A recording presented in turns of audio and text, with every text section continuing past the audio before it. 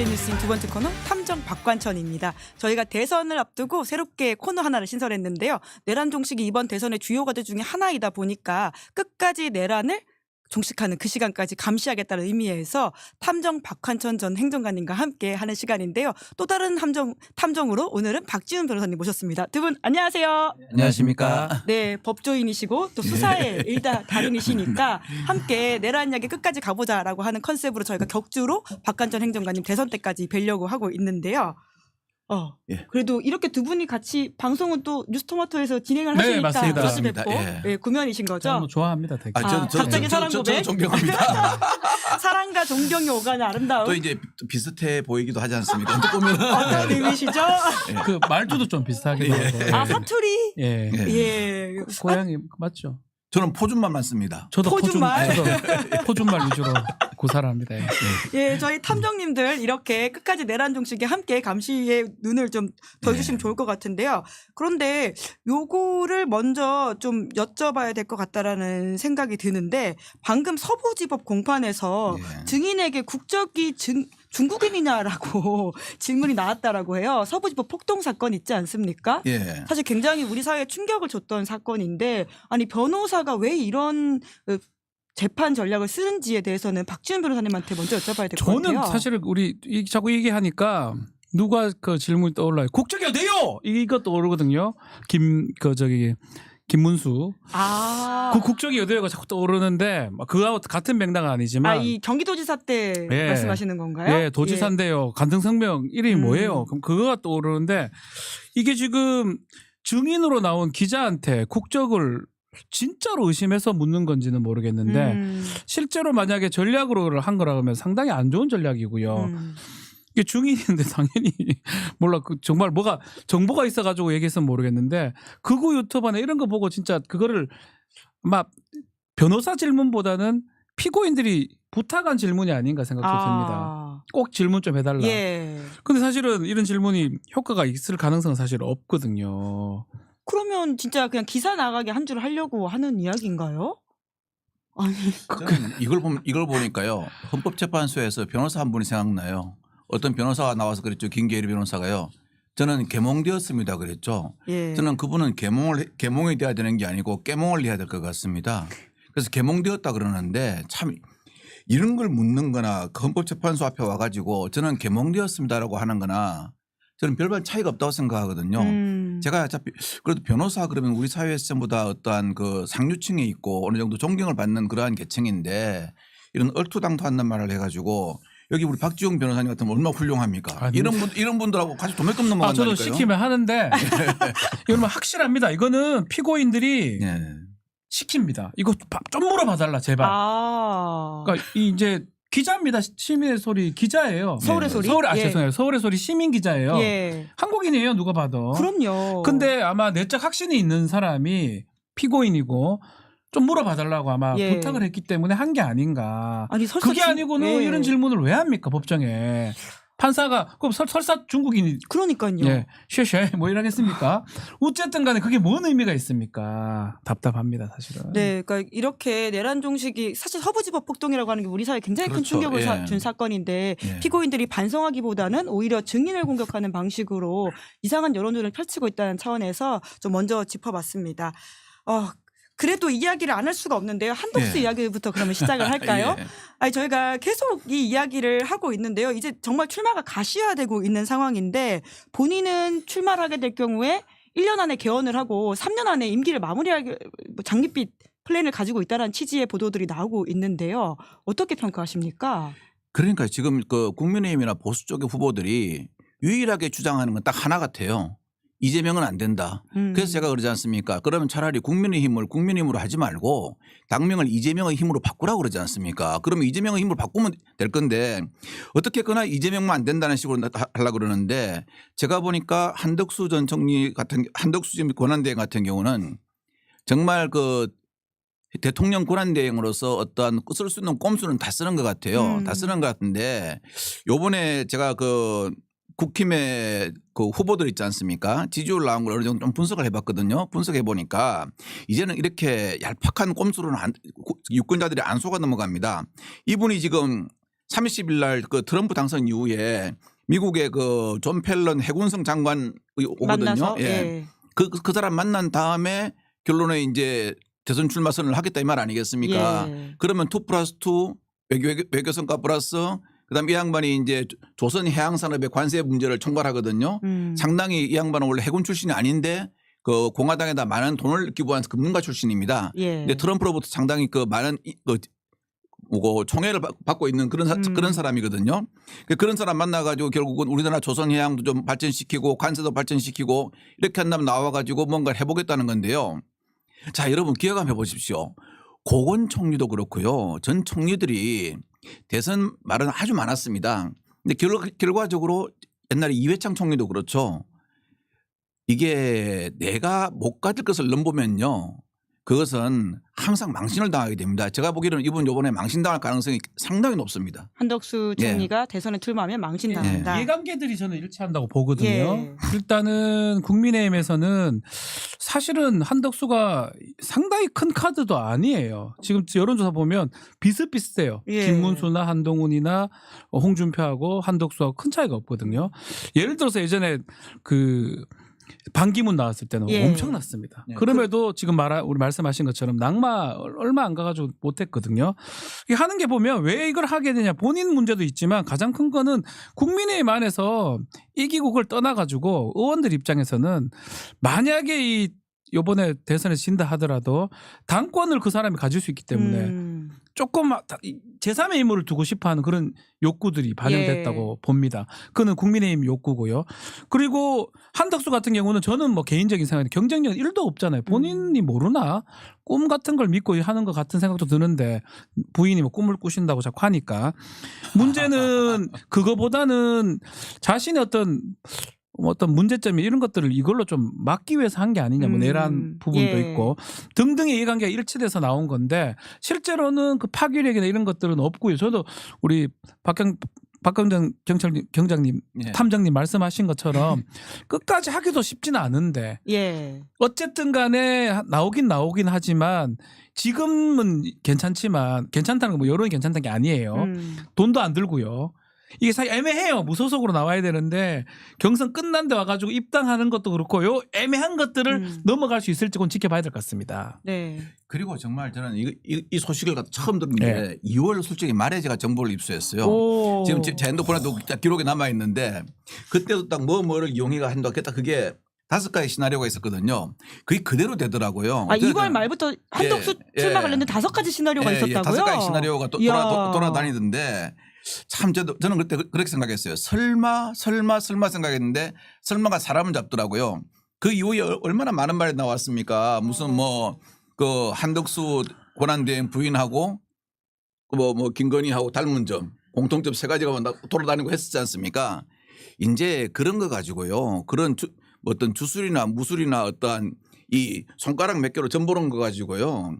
그렇게 나와가지고 뭐 하고 하면 안 됩니다. 그리고 제가 보기로는요. 이번에는 아마 그 점쟁이가 틀렸다는 게 반드시 나올 겁니다. 틀렸어요. 뭐. 네. 점이 어디 있습니까? 네. 꿈이래요. 예. 아 점 뭐 아니고 제가 들은 꿈이래 예지몽을 예지몽. 꾸신다고. 네. 그랬다 지금 뭐 예. 그걸 믿고 간다는 것도 예. 웃긴 거고. 아니, 5가지 시나리오 중에 지금 나오는 게 가장 가까운 게 하나가 있습니까 그러면? 다 있죠. 예, 제가 보니까 그 5가지 시나리오가 예. 저 딱 보니까 이거 말은 되겠는데 이게 과연 이대로 이루어질까 하는 생각이 저도 갸우뚱했거든요. 예. 그런데 이제 그 트럼프 된 다음에 외교 통상 문제부터 해가지고 그런 이렇게 해서 컨셉으로 할 것이다. 이렇게 띄우면은 그때 국민의 경제도 어려워지니까 더 좋아질 것이다. 이런 식으로 시나리오를 잡았더라고요. 그래서 이 시나리오는 그런데 이 시나리오는 말이 돼요. 예. 이 시나리오는 말이 되는데 말이 안 되는 이유가 딱 하나가 있습니다. 누가 한판재기 쌓아놓은 가 엄청나게 큽니다. 지금 내란 세력이 남겨놓은 예, 국가가 너무 크다. 그래서 국가란 말로 표상하겠습니다. 그래서 그거 치우려면요. 일반 호수로 안 되고 소방호수 큰 걸로 해야 되는데 예. 이게 소방호수로 안 됩니다. 아니 그런데 2월 말이면 윤석열 탄핵이 아직 선고되기도 전이고 사실은 그때 기일이 언제 잡히냐 마냐로 그렇죠. 사람들이 예, 걱정하던 예. 때인데 이미 내란 세력은 그런 한덕수 출마 관련돼 있는 B플랜을 만들고 있었다라는 예, 이야기로 예. 그럼 저희가 이해하면 될까요? 그렇죠. 오, 참 이게 좀 그 맥락상 보면 놀랍네요. 그 후에 이상한 행동들을 많이 했잖아요. 한덕수가 예. 그거랑 또 맥이 닿아 있는 것 같네요. 야. 그때 네. 국회에 나와가지고 한 막 큰 소리 치시더라고요. 네. 그래서 저분이 이제 드디어 스타일을 바꿔서 나올라시는 모양이다. 저는 그런 생각이 근데 있었죠. 저는 뭐 이게 사실 아까 말씀하다가 좀 마른 부분이 그렇다면 지금 경선 다 끝났는데 국민이 예. 거기 더 간다는 건지 무소속으로 나온다는 건지 그래 합당한다는 건지 어떻게 할지도 지금 정확하지 않거든요. 예. 거기에다가 지금 본인은 심판인데 선수로 나간다고 하는데 네. 경쟁력도 별로 없는 사람이 뭐 어디 꽂아놓은 보리자루 같은 사람이 나온다고 하는 것 자체도 이상하고 전반적으로 이해가 잘 안 됩니다. 국민의힘 입장에서도 이거를 왜 받는다고 하는지도 모르겠고 그 후보들 경선 후보들 홍준표조차도 나와라 그거 받겠다. 한동훈도 예. 그런 것 같고 예. 그것도 사실 납득하기 좀 어렵습니다. 그러니까 이번 대선 자체를 갖다가 어떠한 내란 세력 때 내란을 찬성하는 세력 때 내란을 반대하는 세력이 아니고 자 이재명 한 명 있고 이재명 반대하는 사람 다 뭉쳐라. 이재명 미운 사람 다 뭉쳐라 해가지고 이재명과 안티 이재명의 그런 어떠한 대결로 가려는 거죠. 프레임을 전환하려고 한다. 프레임을 전하려고 그렇게 예. 되면은 실은 5월 11일 이전에 그 후보가 단일화돼야 기호 2번을 받을 수가 있거든요. 예. 근데 기호 2번을 받든지 무소속으로 해가지고 기호 번호를 뒷번호 봐도 상관없다는 거죠. 왜냐하면은 이재명과 안티 이재명 세력을 두 개를 딱 부각시켜 놓으면은 비록 번호가 6번, 7번을 가더라도 안티 이재명은 이 사람이야. 우리 이재명 싫은 사람은 이 사람이고 이재명 좋아하는 사람은 이 사람이야. 이런 식으로 가겠다는 거거든요. 그런데 제가 보기로는 그것은 옛날에 그 뭐 빨래비누 돌리고 고무신 돌릴 때 그런 어떠한 선거지 지금은 국민들한테 그런 선거 안 먹힙니다. 네, 굉장히 이 시대 정신이라든지 상황에 대한 반성보다는 아주 정치공학적인 생각들을 지금 그쪽에서 그러니까요. 하고 있다는 걸 좀 폭로해 주시는 것 같은데요. 결국은 이제 국민의힘 경선이 이제 1차 경선이고 그리고 결국은 메인 그 예. 리그는 따로 있다라는 게 두 분의 말씀이신 것 네. 같은데 국힘에서는 그럼 누가 그러니까 되더라도 이게 좀 답답한 거예요. 예. 지금 사실은 한동훈 홍준표 같은 경우는 한덕수가 부전승 올라가는 걸 받아들이지 못하는 모양새인데 변했어요. 아마 당심을 받아야 되니까 변한 것 같은데 글쎄요 저는 홍준표 후보 같은 경우는 안 될 것 같거든요. 이렇게 됐다 하면 그 안 되지 방장하다 왜 올라왔나 이렇게 하면서 그럴 가능성도 있지 않을까. 김문수 빼고는 안 될 것 같아요. 결과적으로는 김문수가 네. 후보가 되지 않는 단일화도 안 할 것이다. 김문수만 가능한 것 같은 홍준표 후보는 저는 조금 아닐 가능성이 높지 않나. 본인이 되면 모르겠지만 본인이 안 되는 그런 단일화를 하겠습니까? 지금은 할 것처럼 말을 했는데 될 때 하는 거죠. 아. 그렇죠. 안 되는 후보는 절대 안 할 것 같고 지금 우리가 간과하고 있는 게 뭐냐면 국민의힘 정당의 대선 후보는 대통령급입니다. 당대표급인데 하고 싶으면 다 할 수 있어요. 레벨이 달라집니다. 예. 네. 거기서 갑자기 단일화 해가지고 한덕수한테 바칩니다. 그럴 가능성은 저는 적어 보입니다. 매우. 저는 진짜 이번에 이해가 안 되는 부분이 또 한 부분이 있어요. 국민의힘 경선 후보 중에서 한 명은 한덕수와의 그 단일화를 반대할 줄 알았거든요. 예. 근데 결국은 이분도 뭐 필요하면 하겠다는 식으로 다 전환했죠, 그죠? 한동훈 후보가. 예. 그래서 제가 그렇습니다. 한동훈 후보가 낸 책 이름이 뭐죠? 국민이 먼저입니다죠. 이 사람이 책 이름 잘못 지었구나 생각했어요. 당선이 먼저입니다. 어쨌든 당선되려고 뭐 한덕수도 좋고 김덕수도 좋고 이덕수도 좋고 오는 건 다 받겠다는 거거든요. 이런 식으로 정치하시면 안 됩니다. 왜냐하면 요번에 한번 보십시오. 우리가 제일 재밌게 본 어떤 그 국민의힘 경선 그 과정에서 제일 재밌게 본 게 홍준표 후보하고 한덕수 후보의 그 대담이 있지 않습니까? 정말 그 저는 재밌더라고요. 홍준표와 한동훈. 예. 홍준표 한동훈. 예. 정말 거기에서 그 아라비아 숫자를 하는 욕 빼놓고는 다 나왔어요. 나올 거는요. 그래서 제가 보니까 너무 재밌던데 그래가지고 예전에는 홍준표 후보가 얼렁뚱땅 넘어가는 게 먹혔거든요. 이번에는 보니까 잘 안 먹히는 것 같더라고요. 좀 이렇게 신선한 어떤 그 한동훈 후보한테 사람들이 많이 이렇게 이제 쏠리는 것 같더라고요. 그런 거 보면은 이제는 대충 그렇게 해가지고 얼렁뚱땅 해가지고 국민표 받는다는 거 있지 않습니까? 어렵습니다. 예. 그럼 결과적으로 탑2에는 내일 나오는데요. 박진 예. 변호사님은 누가 좀 될 거라고 보십니까? 저는 한동훈이 그래도 조금 더 유리한 것 같은데 홍 아니면 김 중에 하나가 될 것 같은데. 그렇죠. 예. 한동훈은 될 것 같고 그죠? 김문수 될 것 같습니다. 김문수와 한동훈의 죄송해요. 왜냐하면은 김문수와 한동훈은 홍준표는 이 지지하는 계층이 다 비슷합니다. 예. 그럼 이 사람들이 이제 결국은 극우라는 걸로 뭉칠 거거든요. 극우라는 걸로 뭉치면은 우중에서 지금 누가 높냐? 아, 될 사람을 주자. 안 되면 내 표는 죽은 표가 된다. 이렇게 할 가능성이 많거든요. 그거 플러스에서 제가 좀 전에 말했는데 한덕수가 나오잖아요. 예. 한덕수하고 단일화에 아주 적극적으로 갈 사람은 김문수 후보거든요. 홍준표는 제가 막 이자 뭐 말 바꾸겠습니다. 이럴 가능성이 있단 말이에요. 예. 그것 때문에 못 찍어주는 거예요. 그러니까 두 사람이 있으면 그렇습니다. 국민의힘 지지자 입장에서는 지지자 당심이 이제 50이 반영이 되니까 일단은 한동훈은 완전 다리리 찍을 것 같건데 김문수 홍준표는 중복되거든요. 예. 제 생각에는 한덕수가 나오는 이상 김문수 쪽으로 많이 좀 쏠리지 않을까 제 개인적인 생각입니다. 우리 저도 동의합니다. 행정관님 말씀을 더하게 해서 아닙니다. 예, 저도 동의합니다. 예, 내일 뭐 이렇게 결과가 나오니까 살펴보면 될 것 같은데 또 하나 오늘 나왔던 화제 중에 하나는 소위 말하는 아까 말씀하신 반 이재명 네. 빅텐트에 이낙연 전 국무총리가 들어갈 가능성이 높다라고 하는 거거든요. 누구예요 그 사람이? 그냥 좀 가만히 있었으면 좋겠어요. 왜 그런 선택을 한다고 추해 보세요? 보여요? 만약에 한다면 그냥 이런 게 다 있는 것 같아요. 저는 뭐 지금 한덕수도 마찬가지고 이낙연 전 총리도 마찬가지고 계속 이렇게 옆에서 부추기니까 나오는 것 같아요. 정말 정치를 하고 싶으면 한 타임 쉬고 자기를 되돌아 보고 앞만 봐도 안 되겠지만 그 후에 해야 되는데 지금 나오는 거는 오히려 본인의 정체성하고 하나도 안 맞아요. 저기 가 있는 게 말이 됩니까? 지금 뭐 이준석하고도 한판 했다가 쫄딱 망했지 않습니까? 아무것도 못 하고 있는데 저는 그런 측면에 봤을 때는 과연 저 사람이 민주당에 있던 사람이 저게 무슨 반명 뭐 이렇게 간다고 해가지고 거기서도 의미도 별로 없겠지만 글쎄요 좀 안타깝다는 생각이 전 더 많이 듭니다. 그럼 하지도 못할 것 같다고 생각이 들고요. 갯벌에 물 빠진 다음에요. 썰물이 잘못 나왔다 그러면 잡히 먹힙니다. 예, 그래서 나오면 안 됩니다. 제발 좀 정신 차리세요. 제발 좀 뭐 우리가 그러잖아요. 나이값 하라 그러잖아요. 제가 이런 말은 참 하면 안 되는데 나이값 좀 하십시오. 지금 뭐 하는 겁니까? 네. 제가 하신 말을 제가 이래 말 못해가 속 시원합니다. 나값 좀 하이소.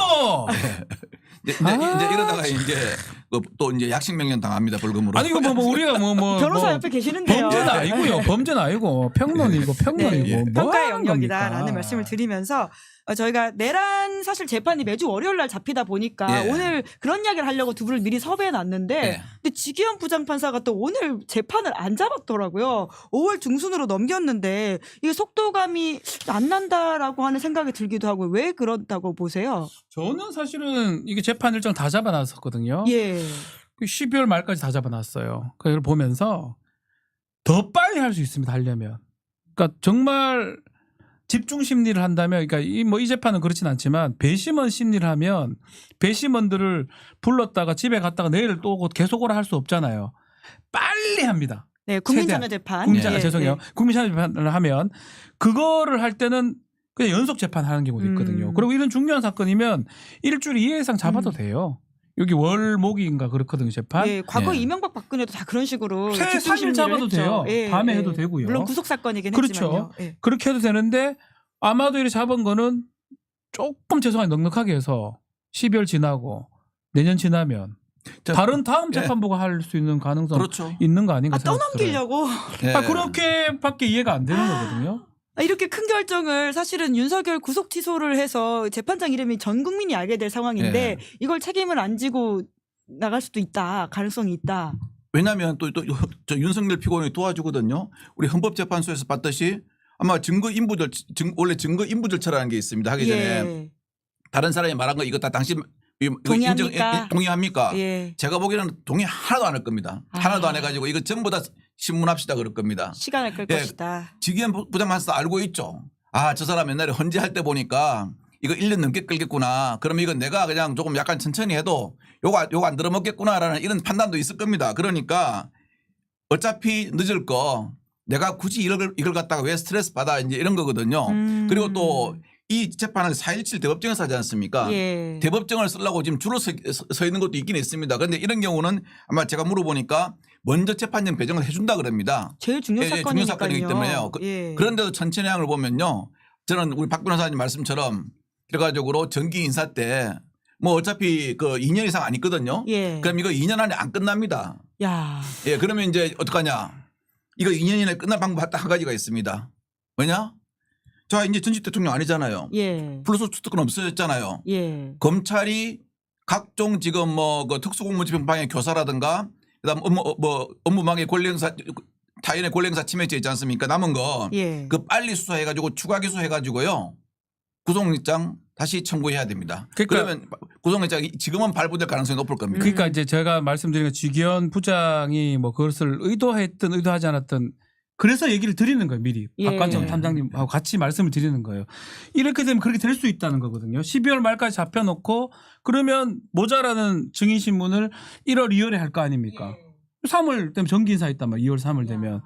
본인이 더 할 수도 있겠지만 그렇게 오해받기 싫으면 어떤 지금 얘기하신 것처럼 구속 취소시키면서 구속되면 1심 6개월 안에 끝내야 됩니다. 예. 그렇죠. 결국은 시간 제한이 없으니까 막 늘어뜨려서 하는 거거든요. 그 오해 안 당하려면 본인도 지금 많이 후회한다는 얘기는 아닙니다. 예, 동기시라는 그런 소문이죠. 얘기가 들리는데 지기현 부장과 동기인 박지훈 맞습니다. 변호사님. 네, 그렇다면 오히려 12월 전에 다 맞춰가지고 재판을 끝내야 됩니다. 정확하게. 어렵다고 할 수 있지만 또 그만큼 어렵지가 않아요. 헌법재판소에서 판단이 다 나왔어요. 그렇죠. 그렇죠. 빨리 하려면 빨리 할 수 있고 결국은 증인 신문인데 말씀대로 이 피고인 측 증인 신청 칼같이 자르면 돼요. 아. 예. 자르고 필요한 증인들만 불러오면 충분히 가능합니다. 빨리 끝내야지 되지 않을까. 네. 또 헌재에 나와서 한번 증언한 증인들은 그 사람들 안 해도 됩니다. 그 사람 증인신문은 기각해버리면 돼요. 왜냐하면 재판장에 소송 지휘권이 있거든요. 소송 예. 지휘권이 있기 때문에 소송 지휘권에 해가지고 소송 지연의 목적이 명확한 증인신문은 그 재판장이 기각할 수가 있습니다. 그걸 소송 지휘권이라 그러는데 그걸 갖다 적극 활용하셔야 해야 되고요. 그걸 적극 활용하게 하려면은 검찰이 지금이라도 저번에 그 왜 항고 포기했지 않습니까? 예. 항고 포기를 반성하는 의미에서 나머지 그 빨리 수사해가지고요. 구속영장 신청을 청구하십시오. 청구하는 것을. 청구하면은 앞에 지하고 다 같이 병합 처리되기 때문에 구속영장 발부되고요. 그러면 6개월 안에 집중심리로 들어갑니다. 그렇죠. 예. 그 별도로 재판장이 지금 구속 취소를 다시 취소할 수도 있다라는 가능하죠. 말이 가능하죠. 있다는데요. 구속 취소를 예. 취소한다기보다는 예. 직권 구속을 새로 하는 겁니다. 그러니까 재판을 하는데 저 사람이 증거인멸이나 도주 우려가 아주 농후해 보인다. 그러니까 그러려면 근데 이제 이런 게 있어야 될 것 같아요. 법정 태도라든지 특히 출석하지 않는 것들 예. 그런 게 성실하게. 쌓이면 예. 할 상황이 생기는데 밥 먹으러 왔던데 오늘 어디 판교에. 경기도에서 찍힌 우리 집 근처에 왔던데요. 보리밥 사진. 나 어딘지 알아요. 그 식당 아세요? 확실한 거는 그 맛있는 데 골라서 가는 것 같아요. 가봐서 그래서 아는데. 네. 그 지금 저 좋아요 구독을 누르신 우리 시청자분들이 네. 뭐를 좀 풀어달라 그랬거든요. 저걸 갖다가 일부러 안 보시는 것 같은데 저는 저도 풀어주세요. 연락을 좀 동기이긴 한데 연락을 예. 안 하고 있고요. 그날 구속 취소 이후로 예. 아마 3월 연락했다는 말이 있던데. 탐정 박환천 네. 지금 바로 탐정 3월 들어갑니다. 7일인가요? 8일 이후로는 뭐 제가 연락하셨죠? 연락하고 싶지 않습니다. 연락한 걸 갖다 본 사람이 있다던데. 그렇습니까? 네. 연락을 하고 싶지 않아서 하여튼 네. 본인이 좀 책임감 있게 좀 했으면 좋겠어요. 이거는 그렇죠. 정말 잘못된 결정을 한 거거든요. 예. 그러면 판사로서 판사가 어디 기대해가지고 2심 갈 거지? 내 대충 해야지 저기 사겠지? 이건 안 돼요. 판사는 본인이 책임지고 결정을 내려야 되는데 예. 계속 미루는 모양새잖아요. 판사하지 말고 그냥 변호사 하든지 판사를 했으면 책임지고 해야 돼. 이 중요한 사건을 봤는데 왜 책임이 하나도 없습니까? 네. 여러모로 걱정하시는 분들이 많아서 윤석열 내란 재판은 저희가 계속해서 모니터링하면서 챙겨서 말씀을 좀 드리도록 하고요. 이제 빠른 구속만이 지금의 상황을 좀 해결할 수 있다라는 말씀으로 이해했습니다. 근데 반면에 이재명 선거법 사건은 대법원이 좀 속도를 내는 모양새여서 이게 또 걱정하시는 분들이 있어 보이던데요. 이 참정권에 혹시라도 방해가 되는 게 아니냐라고 하는 부분인데요. 박지훈 변호사님은 어떻게 보십니까? 저는 이제 뭐 생각하건대 조희대 대법원장이 좀 결정을 본인이 정치적 아니면 한 것 같아요. 여러 가지 이유는 있을 수 있는데요. 뭐 좋게 좀 이해를 하려면 이 사건이 난제 대선이 이재명 대통령이 되면 이거를 대법원에 시켜 놓는 게 맞느냐 이런 어떤 생각도 있을 것 같고요. 저는 두 번째도 좀 크다고 보고 두 번째는 뭐냐면 이 표현이 좀 맞는지 모르겠어요. 체면 아니면 헌법재판소의 관계 이 자존심 대결인가요? 그거는 원래 최고법원들이 또 그렇게 경쟁을 하는 항상 게 저희가 있죠. 있었거든요. 예. 항상 저희 법 쪽에 이제 제가 계속 하는 말이 어린이 판사들 불러 어린이면 안 된다. 조금 더 저연차. 판사들 데리고 와가지고 니 뭐 하고 싶노 이러면 1번 대법관, 2번 헌법재판관, 3번 변호사, 그럼 3번 없어요. 그래서 지절로 되는 거니까 거의 90%가 1번을 하고 싶어 합니다. 그래서 정계선 재판관 뽑을 때도 막 서로 데리고 하려했다는 그런 물밑 말도 있더라고요. 근데 이번에 헌법재판관들은 우리가 다 기억하고 있죠, 이름을. 그렇죠. 문영배, 이미선, 정정미, 정계선 다. 김복형. 그쪽은 또 기억이 잘 안 되네. 어쨌든 그러면서 대법원에서 우리보다 조금 하급인데 저분들이 국가기관으로 또 인정받는 게 기분이 나빠서 그렇다면 우리도 눈에 좀 띄어야 되니까 이재명 사건을 빨리 선고를 하는 걸로 그렇게 결정한 게 아닌가. 저는 개인적 생각을 그 두 가지를 보면서 조희대가 근데 저는 이건 안 맞다고 보는데 그런 의미에서 끼어든 것 같아요. 정치적으로 다른 의미로 참여하고 있다. 네, 참여했는데 이제 결론은 이제 다들 물어보는데 되게 두려워하는 분도 있긴 했는데 문제는 뭐 이 2번 정도 심리도 하고 일주일에 결론을 내기 어렵습니다. 그리고 하나 확실한 거는 뭐냐면 착각하고 있는 게 뭐냐 한 가지 있어요. 1심이 유죄니까 2심은 무죄, 3심은 유죄. 주진우 같은 생각이에요. 주진우 의원. 의원님 생각인데 사실은 지금 단계는 무죄 단계예요. 그렇죠. 그거를 갖고 OX를 해야 되는 상황이에요. 맞습니다. 1심 판결은 아무런 의미가 없습니다. 그러니까 그렇게 요 판결문 100쪽을 보고 기냐 아니냐를 판단해야 됩니다. 일단 제가 판결문을 거의 다 읽어봤는데 그걸 달리 판단할 여지가 별로 없어 보이고 그것 말고 더 중요한 거는 12명의 대법관들이 말들이 되게 많으세요. 생각도 많으시고요. 조희대 대법원장이 원하는데 안 해줄 가능성이 매우 높아요. 그 다수결 지나야 되거든요. 그렇죠. 결론은 빨리 난다면 상고기각이 될 가능성이 높고요. 조희대 대법원장이 원하는 그런 등등의. 그렇지만 만약에 파기환송 될 상황이라면 좀 시간이 더 끌어지지 않을까. 파기자판 될 가능성이 0%고요. 파기자판은 0%입니다. 파기자판 그 대상이 아니고요. 지금 이제 가장 문제는 그거 같아요. 헌법 84조에 명시된 그 대통령의 재임 중 불소추 특권 있지 않습니까? 그게 가장 문제가 되는데 그러면 이제 만일 예를 들어서 그냥 가정입니다. 이재명 대표가 후보가 대통령이 된다. 대통령이 되면은 이 문제가 해결 안 되면 현직 대통령이 계속 재판을 받으러 나가야 되거든요. 물론 대법원에도 사건이 있지만 1심 법원, 2심 법원에 사건이 있지 않습니까? 이걸 계속 받으러 나가야 됩니다. 그런데 이 지금 상고심 사건이 대법원에 계류되어 있으면은 이걸 갖다가 만일 불소추 특권이 인정된다 그러면은 5년 동안 묵혀야 됩니다. 이 부담이 큰 거죠. 지금 이제 대법원장의 입장에서 보면 이 부담이 큰 거기 때문에 이걸 갖다가 빨리 이제 정리를 하고 그다음 나머지 1, 2심 그 법원에 계류된 어떠한 그 재판들도 이게 불소추 특권에 해당되는지 안 되는지를 빨리 지금 아마 결정을 해가지고 깔끔하게 하려고 하는 것 같습니다. 하는데 아까도 우리 박 변호사님 말씀하셨지만 파기 재판은 이건 아예 대상 사건이 아니고요. 그래서 저는 그렇습니다. 파기 재판이라고 외치는 그 일부 국회의원들 있잖아요. 다 그 율사들이더라고요. 저분이 저런 식으로 재판해 가지고 얼마나 엉터리 판결문을 많이 썼을까 하는 생각이 들어요. 판사도 있었습니다. 판사 있습니까? 왜 판사도 있지 않습니까? 이 드럼통에서 막 나오고 이렇게 하는 판사 한 분 판사라는 생각이 하나도 안 들어서 그런 분이 계셨거든요. 그래서 이제 안 되고 이걸 아까 말씀하셨다시피 파기환송하려면 전부 다 하나씩 다 잘라가지고 이거는 법리에서 잘못했다, 법리 적용을 잘못했다 다 해야 돼요. 그러니까 이제 제가 보기로는 빨리 결론을 낸다면 이거는 아까 말씀하신 것처럼 상고 기각으로 결론을 낸 확률이 많죠. 그리고 이제 아마 지금 원래 그 헌법 제84조에 대한 해석이 있지 않습니까? 불소추 특권에 대한 해석을 갖다가 헌법재판소에 안 맡기고 이걸 갖다 대법원에서 하려는 것 같아요. 그래서 오늘 아까 아침에 어떠한 그 방송에 나왔는데 헌법 전문 연구관 2명이 추가 투입됐다고 했지 않습니까? 그러니까 대법원에서 이거는 우리가 결정해 줘야 될 일이다라는 그런 스탠스를 가지고 하는 것 같습니다. 굉장히 법의 시간이라는 생각이 드는데요. 그러니까 국민들이 파기자판이라는 단어까지 알아야 되는 이 상황이라고 하는 게 자판을 그러게요. 한 적도 없고 할 이유도 없는데 파기자판만이 이제 그 국민의힘이 이재명 후보를 안 되게 하는 방법이니까. 근데 그 주진우 의원이 이제 주로 법률위원장이니까 그 주장을 많이 했는데요. 주진우 위원장은 12월 3일부터 0%입니다. 하나도 못 맞췄어요. 저는 100%입니다. 저는 뭐 40여 재판관이 주심 받을까지 예측을 다 했는데 100%입니다. 100%에다가 8대 0인데 그 안에 뜯어보면 40대 0이에요. 40여 그거 9대 0 다 맞췄거든요. 100%. 저 말을 믿으십시오. 주진우 0%, 0점. 저 100점. 만점 100점. 그 주진우 의원은요. 이 파기 자판하고 커피 자판기를 헷갈리는 것 같아요. 예. 아니 탐정 박지훈이 아니라 저다 맞췄어요. 법사 박지훈이라고 저 해야 될 것 12월 같습니다. 3일 이전에는 그 많이 틀렸거든요. 12월 3일 이후에 모든 재판을 다 맞췄습니다. 오. 윤석열 재구속 언제죠? 그 날짜는 좀 모르겠어요. 구속은 됩니다. 김건희 씨도 구속됩니까? 구속됩니다. 야. 날짜는 제가 뭐 그거는 점쟁이 같아서 안 될 것 같고 둘이 구속은 됩니다. 예.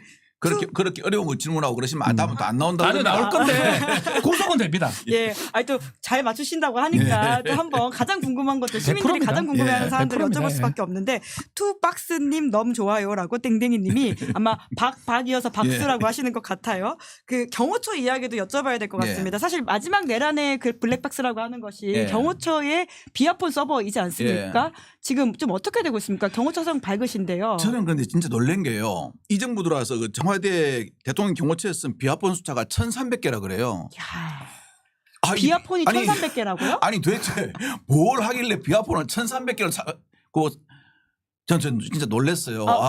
행정관님 과거 경험에 빌어봐도 1,300개는 많은 건가요? 이거 더블 이상입니다. 이야.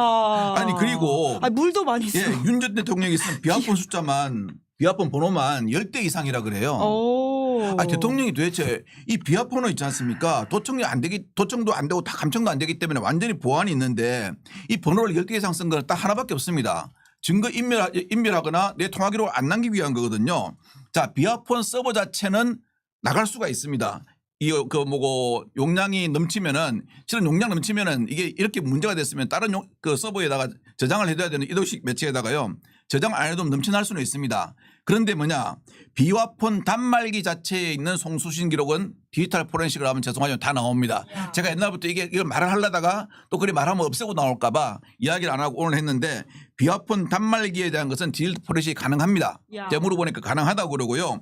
또 불출대장을 확인하면은 윤 전 대통령과 김건희가 사용한 비아폰 번호가 나옵니다. 예. 일단 그 비아폰만 전부 다 단말기를 가져와 가지고요. 그거에 대해서 디지털 포렌식을 먼저 하면은 이거는 증거가 나올 가능성이 많고요. 그리고 이거 들리는 말이 그러더라고요.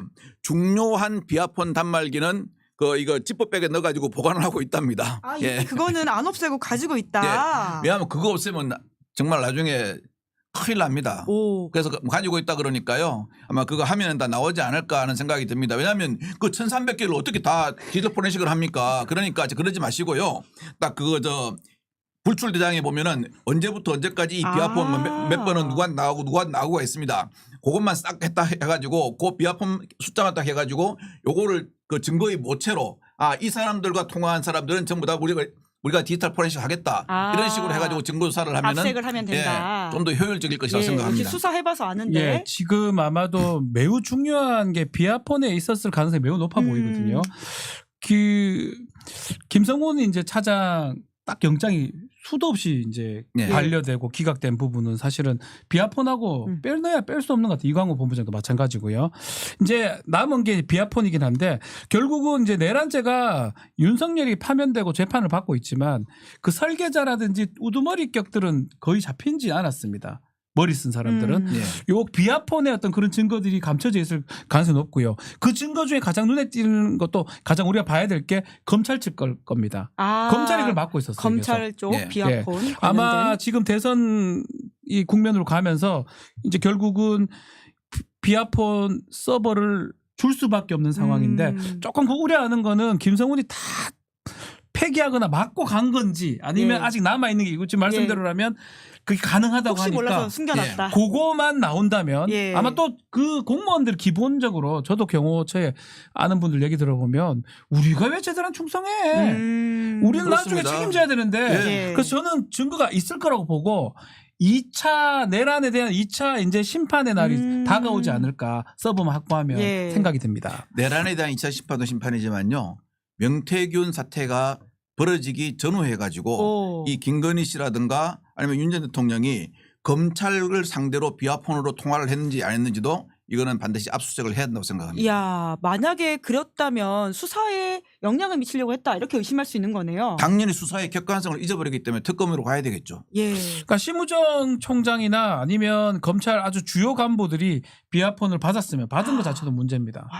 받았을 가능성이 매우 높고요. 예. 불출지장 확인해야 되고요. 두 번째 혹시나 그 무렵에 12월 3일 4일 그 무렵에 심우정이나 겁납니까? 그 전화에 있는 게 나오면 끝이에요. 사실 조태용 원장 같은 끝입니다. 경우에는 예. 김건희 씨가 문자 주고받았다라고 하는 게 헌법재판소 심판 과정에서 나오지 네, 않았습니까? 나왔죠.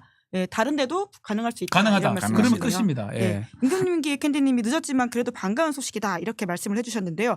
끝으로 근데 이것만 여쭤보면 그런데 JTBC에서 최근에 나왔던 보도를 보면요. 대통령실에서 부속실 PC를 교체하고 휴대전화를 전자레인지에 넣어서 파기하려고 했다 이런 것도 있었거든요. 실제로 이게 증거인멸이 됩니까? 전자레인지 돌리면 자료가 사라지나요? 전자레인지 돌리면요. 잘못하면 폭파하면 화상 입으면 죽습니다. 이렇게 돌릴 때 앞에 방독면 쓰고 돌리세요. 예. 아, 그 그리고- 물에 버리면 되지. 그거 뭘 전자그릇이 돌리고 아니 그리고 참 무슨 대통령실이 뭐 범죄 집단입니까?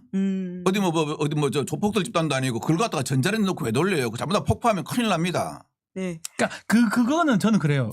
우리 박 경장님 말씀하셨지만 그렇게 시도를 할 사람이 있지만 궁극적으로 밑에 있는 사람이 네. 책임질 이유는 없거든요. 저라면 얘 태울게요. 갖고 와가지고 딱 순간 올 거예요. 뭐하러 태웁니까? 그 말 듣습니까? 네가 태우세요. 그러면 이러죠. 왜냐하면 본인이 다 책임져야 되는데 그렇죠. 공무원이 영원한 공무원도 아니고 거기서 저는 그러지는 않을 것 같아요. 그래서 서버가 지금 전 분명히 남아 있을 것이다 이 생각이 듭니다. 과거에 그 안종범 수첩 이렇게 예. 나왔던 안종범 사건 그쵸. 때 보면 그때도 예, 전자레인지 그렇습니다. 돌렸는데 다 예. 복구된다라고 나오더라고요. 그러니까 어설픈 방식으로 하다가 오히려 혐의만 추가될 게 아닐까라는 생각이 그렇죠. 들기도 하고요. 그리고요 딱 떨어지는 증거인멸이기 때문에 웬만한 밑에 직원들 시키면요 안 합니다. 안 하니까요 밑에 직원들한테 그런 거 시키지 마세요. 네. 전자레인지 컵라면 돌리지 왜 휴대폰을 놓고 돌립니까? 네, 불납니다. 실제로 불꽃이 튀었다라고 하는 보도를 네. JTBC가 한 바가 있습니다. 저희가 내란 사태 종결을 위해서 이 탐정 두 분과 함께 계속 쫓아가고 있는데요. 오늘은 여기까지 이야기하도록 하고요. 혹시라도 이 포인트를 좀 짚어야 된다라고 하시는 게 있으면 마지막으로 하나씩 말씀해 주실 게 있으실까요? 아, 예. 지금 저는 약간 검찰, 모자랐거든요. 검찰. 예. 검찰이 지금도 이상해요. 여러 개를 내고 있거든요. 명태균 거 나오죠. 아. 저기 건진 거 나오죠. 예. 우리가 검찰에 문재인 전 대통령 기소했죠. 검찰의 어떤 움직임들을 눈여겨는 봐야 되지만 속지는 말아라.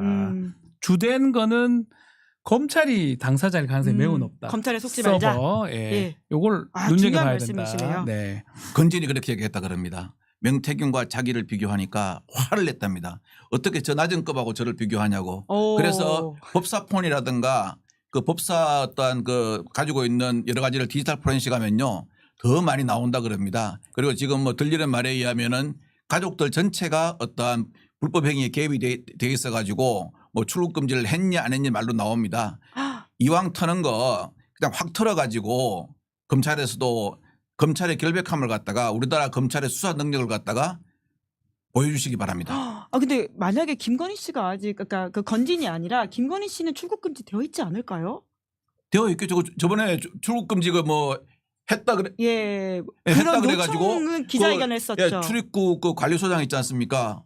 사표 쓰고 집으로 가셨다고 그러고 뭐 그런 보도도 안 그런 나왔습니까? 의혹이 예. 있었죠. 예. 아직은 확인된 바는 아니지만 뭐 관련해서는 계속해서 저희가 확인을 해보도록 하고요. 오늘 두 탐정님과는 여기서 이야기 나누도록 마무리하도록 하겠습니다. 두 분 수고 많으셨습니다. 고맙습니다. 감사합니다. 네. 오늘은 저희가 3부까지 이어지거든요. 잠깐 기다리시면 3부에서 이철희 전 청와대 정무수석과 함께 돌아오겠습니다. 당연하죠.